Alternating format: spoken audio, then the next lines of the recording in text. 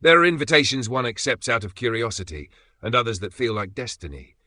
Harrogate Hall stands waiting in the Yorkshire mist, a place where candles never burn low, music never truly ends, and every face hides a story behind its mask. Tonight, the doors will open once more. The guests will dance, the mirrors will whisper, and one man will discover that some performances are eternal. You're listening to The Masquerade at Harrogate Hall, a Gothic tale of memory, illusion, and the price of unfinished stories. Written by Coops.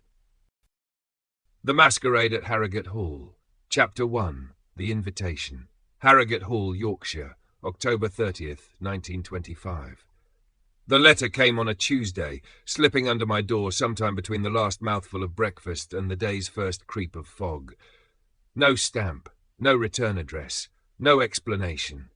Just a heavy, cream envelope sealed with black wax, a stag's head pressed into it with old confidence. Inside, a single card. You are cordially invited to the Masquerade at Harrogate Hall. October 31st, 7 o'clock. An evening of inspiration, indulgence, and immortality awaits. No host named. No RSVP requested. I should have tossed it onto the grate and laughed. With the Lyceum crowd there is always some seasonal prank. But the phrasing hooked me where I was softest. Inspiration. Immortality. Words that gnawed at a year of silence on my desk. London had grown colder with my reputation, and I could feel the draught in every room.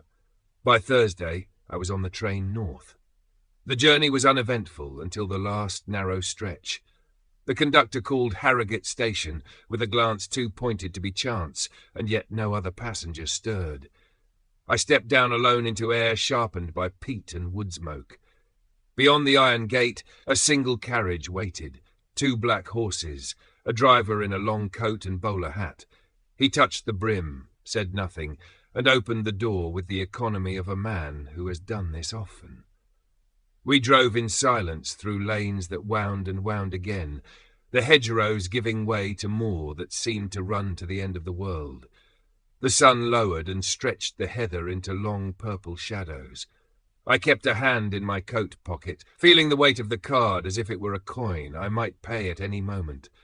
I had told no one I was going. Harrogate Hall rose out of the mist like a remembered story, half believed. Ivy gripped its stone face, turrets stood like patient sentries. In the windows, hundreds of candles fretted and danced, their light trembling across the gravel drive. The carriage drew up before a great oak door, where a man in a dark suit waited as though he had heard our wheels from miles away. "Mr. Everley," he said with a small bow. "Welcome." His voice was smooth, pitched deliberately. He gave his name as Mr. Ashcroft, the butler. I asked as lightly as I could about our host. "Ah," he said, almost pleased. "The host prefers mystery. You will meet them in due course." Inside, the hall opened around me like a stage set built from appetite. Marble underfoot, velvet drawn in heavy falls, chandeliers dripping crystal and light. A fire ran high in the great hearth, gold spilling across a procession of portraits. I stopped before one, a woman in a silver mask, eyes painted with an accuracy that felt like staring back. "She was a guest," Ashcroft murmured at my shoulder, though I had not heard him approach. "Long ago." "How long?" He smiled. "Time is rather fluid here." He led me to my suite, rooms that looked east over gardens I could not see for fog. Somehow my luggage had arrived ahead of me, though I had only packed it myself that afternoon. On the bed lay a costume, a black suit cut to a line I admired, gloves of soft leather and a mask made of raven feathers. "I didn't request this," I said. "It was chosen for you," Ashcroft replied. "The masquerade begins tomorrow. Rest well." He withdrew with the ease of a curtain closing. I held the jacket to my shoulders. It fit cleanly, as if tailored on a patient I had never met. The mask was hand-stitched, silver beading catching the lamp in little constellations. When I lifted it to my face, the sensation was immediate, like easing into a different skin, one already shaped to my bones. I walked the corridors rather than surrender to bed. The house felt populated and empty at once. A woman in mourning passed without turning her head. A man in a soldier's uniform stood by the flames as if waiting for orders that would never come. Somewhere, an opera singer hummed a line I knew and could not name. The notes seemed to find the chandeliers and hang there, trembling. No one spoke.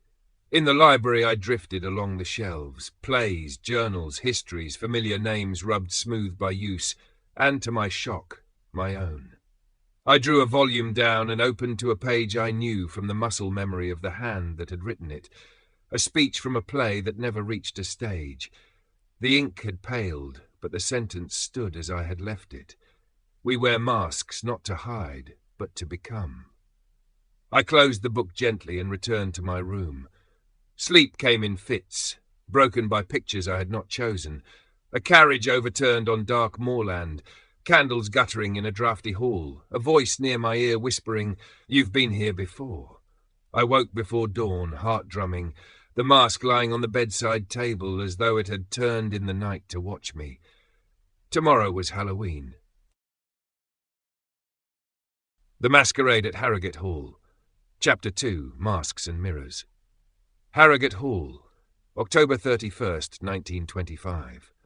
Morning came muffled in mist. From my window the gardens were reduced to silhouettes, hedges crouched like beasts at rest, statues softened until their faces blurred into suggestion. The fog pressed to the panes as though trying to look in. I dressed without hurry, the costume laid out the night before fitting with an uncanny exactness. The black suit moved as if it already knew my shape. The raven-feathered mask was light but sure, the silver beading along its edges catching candlelight to sparkle like frost. In the mirror, the man who stared back was composed, elegant, and unfamiliar, a version of myself rehearsed by someone else. Downstairs, the hall had changed its skin. The grand ballroom, shuttered on my arrival, blazed awake. Chandeliers threw light across a floor polished to water. A quartet let a waltz unfurl through the corridors so that even door frames seemed to sway. Guests drifted like phantoms, finery and strangeness in equal measure. A fox with emerald eyes, a jester with a smile cracked down the varnish. A woman whose mask was nothing but lace and pearls, her breath a soft bloom behind it. I tried to speak, to make a shape of normal conversation in the tide of it all, but talk here moved in loops. A gentleman in a plague doctor mask halted me twice with the same inquiry. "Do you believe in fate?" The same tilt of the head, the same pause that invited confession. When I answered differently the second time, he simply nodded, as though I had supplied the line he expected, and drifted away. I found myself pulled toward the mirrors. They were everywhere, hung in alcoves, poised above fireplaces, mounted even on doors, a scattering of reflective eyes. Each pane seemed to tremble slightly, as if the glass were not entirely set. In one I caught myself wearing a different costume altogether, a red velvet coat, a mask of bone, so vivid that for a heartbeat I believed it, and then the image righted, returning me to black feathers and a face I half recognized. Another mirror showed the ballroom empty. Chandeliers dark, dust lying in soft drifts across the floorboards, as if the house had slept for a century and chosen that moment to dream me. I turned away. Mr. Ashcroft arrived at my elbow with the quiet certainty of a stagehand who always makes his cue. "Is the host here?" I asked. He smiled, a movement practiced for guests. "The host is always present, though not always visible." I pressed him. "These guests, who are they? I know some faces. That woman by the piano. I saw her portrait last night." "Many guests return," he said mildly. "Inspiration draws them back." I took the answer as far as it would go and wandered on, trying to make order from glitter and echo. In the drawing room, a masked woman stood beneath a gilt frame and recited a monologue from one of my earliest plays, a piece I had abandoned before a single rehearsal. Her cadence was exact, her emphasis placed where my hand had once insisted upon it. When I asked how she knew it, she tilted her head, considering me through lace. "It's yours, isn't it?" I retreated to the library in the hope that paper would be honest. The shelves waited as before, journals, scripts, histories, but the moment my fingers closed on a volume at random, the air shifted. I opened to a page dated 1875. The handwriting was mine. Faded, yes, but mine. The slope of the letters, the pressure where certain words always deepen. A masquerade at Harrogate Hall, the costumes I had just seen, the same music named by title. The guests do not age, the mirrors do not lie. I am trapped in a play I did not write. I shut the book harder than I intended. Back in the corridor, a door stood where I could have sworn there had been wall. A brass plaque gleamed. The host's study, do not enter. I tried the handle. Locked, of course, the click of it quick and final under my palm. Time slid strangely as the day wore on. The music grew livelier. The mask seemed to grow bolder with it. Yet the minutes stretched as if on wires, then snapped back, leaving me uncertain how long I had stood in any one place. I checked my watch. The hands wandered, then spun, then corrected themselves with a prim, useless certainty. At dinner the long table was laid in silver and crystal, reflections ringing off reflections, but no dishes arrived. The guests sat in their masks and murmured half-thoughts, phrases that did not quite become sentences. I rose to leave, but the doors I chose only opened onto new arrangements of the same rooms. The ballroom again, the drawing room from a different angle, the same corridor with the same portrait hung a fraction lower. I came back to the ballroom almost against my will. The quartet had shifted to a tune from my childhood, a lullaby my mother hummed on evenings when sleep resisted. The first bar touched me with a chill I could not shake. A masked man approached. No embroidery, no feathers, just a black suit and a white mask, plain as a blank page. "You've been here before," he said. I stared. "I haven't." He tipped his head. "Not in this life."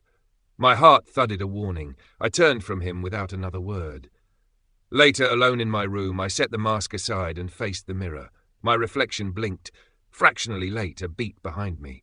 I raised a hand and touched the glass.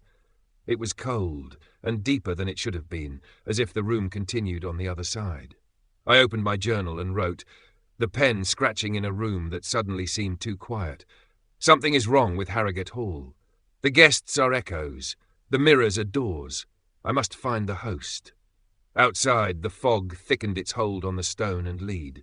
Somewhere in the hall, a beam settled with a sound like a ship easing on a swell. Tomorrow would be All Hallows Day, and for the first time since the letter slid under my door, I was no longer certain I had arrived at all. The Masquerade at Harrogate Hall. Chapter 3. Echoes of the Past. Harrogate Hall, November 1st, 1925. I woke to a silence that felt arranged. Sometime in the night the masquerade had ended, though I could not say how or when. My journal lay open on the desk, ink smudged where my hand had dragged across the page, the last line breaking off mid-thought.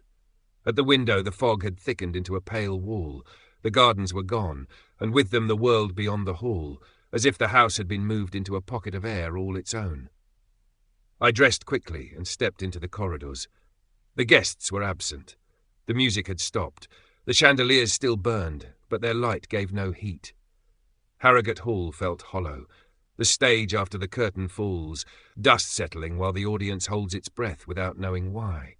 In the drawing-room I found the woman in mourning seated by the window. Her mask was gone. Her face was pale and composed, her eyes fixed on a view that no longer existed. "I remember you," I said. She turned as if I had spoken from very far away. "Do you?" I hesitated. "From last night you recited my lines." A faint smile drew at her mouth. "I've recited them many times." Before I could ask more, she rose and drifted past, leaving a thread of lavender and dust behind her. I went to the library. The journals were where I had left them, dozens, leather spines in a neat progression of years. I drew one marked 1899 and opened it. My handwriting met me on the page. The entries described a masquerade at Harrogate Hall. The same procession of masks, the same confusion, the same sense that time had stopped choosing a direction. A passage knotted my spine. I arrived on October 30th. The invitation was unsigned. The carriage overturned in the fog. I awoke in the hall. I flipped to the final page. A sketch of the ballroom, empty, chandeliers dark, floorboards furred with dust. Beneath it, a single line. "I am not the first Thomas Everley." I searched harder. Another journal, 1875. Again my hand. Again the masquerade, the same locked study, the same circling déjà vu. Pressed between two pages, I found a small portrait.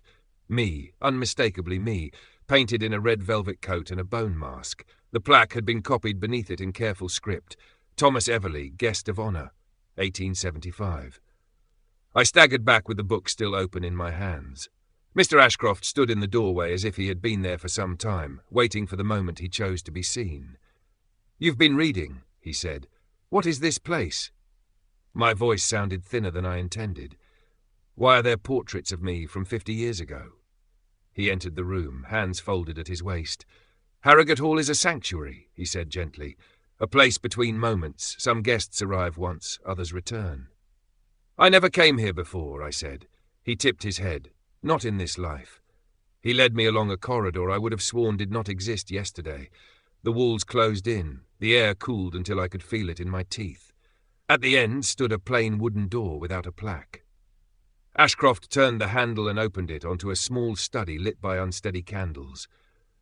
A round table sat at the centre, a spirit board laid upon it. 7 chairs surrounded the table, as if a circle had been broken only a moment ago. On the wall hung a ledger. I stepped close. Names covered the pages, hundreds, each with a date. I recognised several from the Masquerade and others from history. My own name appeared 3 times. Thomas Everley, 1875, carriage accident. Thomas Everley, 1899, drowning. Thomas Everley, 1925, carriage accident. I stared at the final entry until the letters blurred. "I didn't crash," I said. "I arrived." Ashcroft's voice softened. "You remember the invitation, the carriage, the fog, but not the impact." The missing images surged in. Horses rearing, iron shuddering under wheel, the driver's shout cut short, and a sudden sluice of pain. Then the absolute that followed. Silence like a blanket laid over a body. I sat because my legs asked me to. "This is a ritual," I managed. "A masquerade for the dead." Ashcroft inclined his head. "Some souls resist passing. They linger. Harrogate Hall offers them a final performance, a chance to understand." I looked at the spirit board. The planchette shifted a fraction, though no hand touched it, as if the room itself were breathing. "What happens when I understand?" "You choose," he said, "to move on or remain." I returned to my room in silence, carrying the knowledge like a glass I did not dare spill. The mask lay on the bed where I had left it. The raven feathers looked darker now, almost wet in the lamplight. I touched them. My fingers came away clean. I opened my journal and wrote, "I have died. I am a guest at my own wake. Tomorrow I will choose." Outside, the fog pulsed against the windows like breath.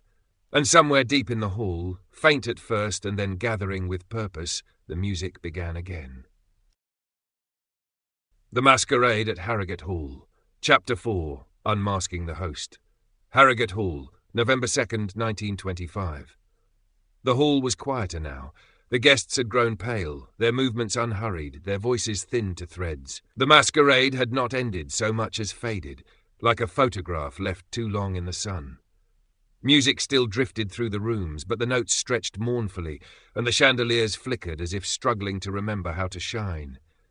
I walked the corridors with the mask in my hand, looking for something I could name. The mirrors had turned treacherous. In one pane I saw myself as a child. In another, bent with age, eyes hollowed by years I hadn't lived. When I touched the glass, it rippled. In the drawing room, the woman in mourning sat alone. Her veil was gone. Her face was familiar enough to unsettle. "You look like someone I knew," I said. She smiled. "You did. Who are you?" She weighed the answer. "I was your mother, once." I flinched. "That's not possible." "Time isn't linear here," she said, rising. Her outline wavered in the candlelight. "Memory isn't fixed. You are not who you think you are, not entirely." I fled. Farther along, the door to the host's study stood ajar. Inside, the candles burned low. The spirit board waited at the centre of the round table, the planchette giving small, nervous twitches. On the wall, the ledger hung open. My name glowed faintly on the page. Thomas Everley, 1925, carriage accident. I took a chair. The room felt colder than before, as if the walls were breathing in. I set my fingertips to the table. The planchette slid. THOMAS I swallowed. "Who are you?" HOST. "Why am I here?"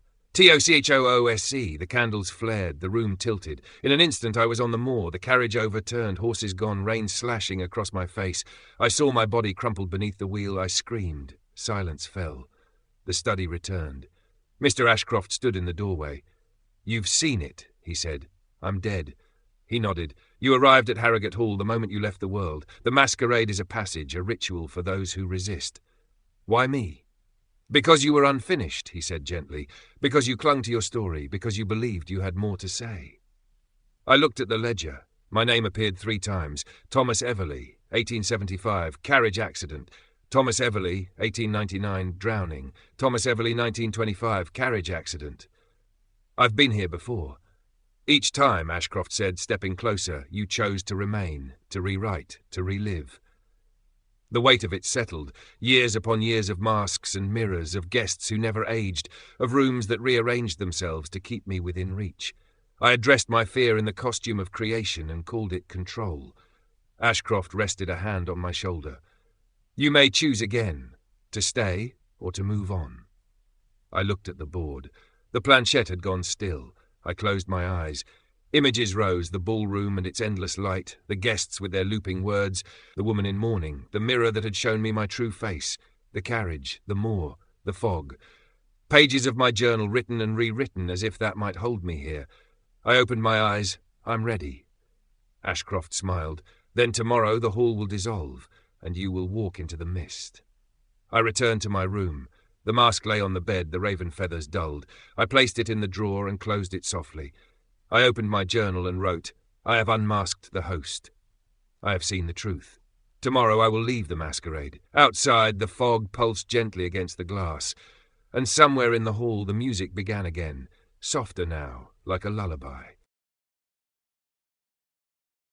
The Masquerade at Harrogate Hall, Chapter 5, The Final Toast. Harrogate Hall, November 3rd, 1925. The hall was fading. The chandeliers flickered like dying stars, their last light shivering in the prisms before ebbing away. Velvet curtains hung without colour, heavy as wet sailcloth. Portraits that had once watched with private knowledge were smudged now. Faces blurred, names erased, as if memory itself had been rubbed thin. Even the air felt lighter, as though the building were exhaling a final breath and growing transparent with the effort. I walked the corridors one last time, palm grazing the wood panelling, counting the turns I knew too well. The floorboards gave their familiar whisper, but the sound had lost its anchor.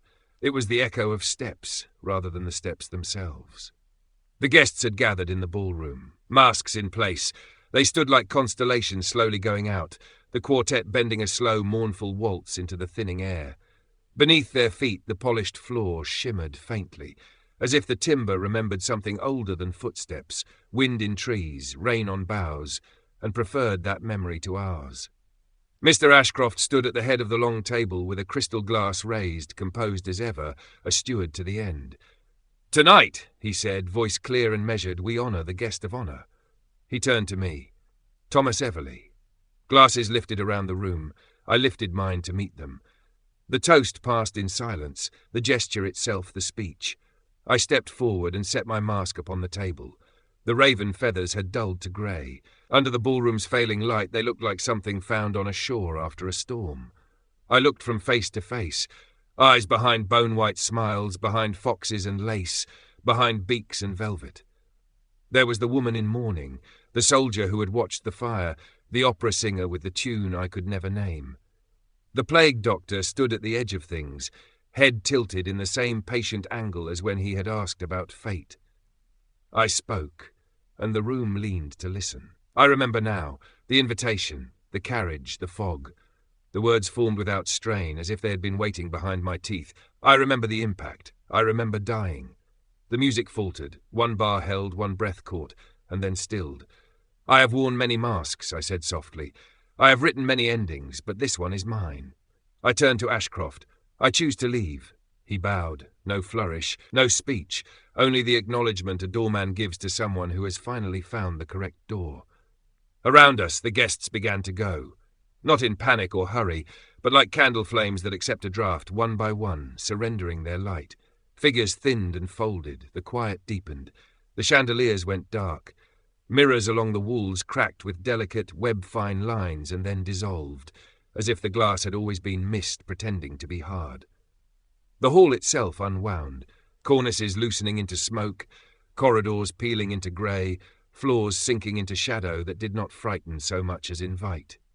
I walked to the front doors. Their ironwork felt cool beneath my hand. They opened without resistance, as if they had been waiting for a single true push. Outside, the moor lay with the simple honesty of ground and sky. The fog parted gently. revealing a narrow path like a seam stitched through the heather. I stepped onto it, and each step came easier than the last, lightness not of body but of the thoughts I was no longer carrying. Behind me, Harrogate Hall slackened its hold on the world and faded into nothing. I did not look back. At the edge of the mist I paused, hooves slow, measured, and a carriage slid into view, black horses, a driver silent beneath his brim. The door opened. A young woman stepped down with a suitcase and a gilt-edged envelope held carefully between her fingers. She looked about, then at me. "Is this Harrogate Hall?" she asked. I smiled, and the answer felt kind rather than cruel. It was. She studied the white where the house was not, head tilted with that particular curiosity of the newly invited. "Are you the host?" I considered the question, the weight of it and the lives it assumed. "No," I said, "just a guest who found the exit." She nodded, as if that were all the map she needed, and walked toward the hall, though nothing stood where she went. The mist, obliging as ever, shifted to let her pass. I turned and stepped into the fog. The masquerade was over. For me. This was The Masquerade at Harrogate Hall, written by Coops. And so, the doors of Harrogate Hall close once more. The music fades, the masks are set aside, and the echoes of the masquerade drift into silence. But perhaps, somewhere beyond the fog, the dance continues, waiting for its next guest to arrive. If you enjoyed the masquerade at Harrogate Hall, please take a moment to subscribe, ring the bell, and give this story a thumbs up. It helps more listeners find their way to the hall, and keeps the candles burning for the tales yet to come. Thank you for listening, and until next time, keep your lanterns lit.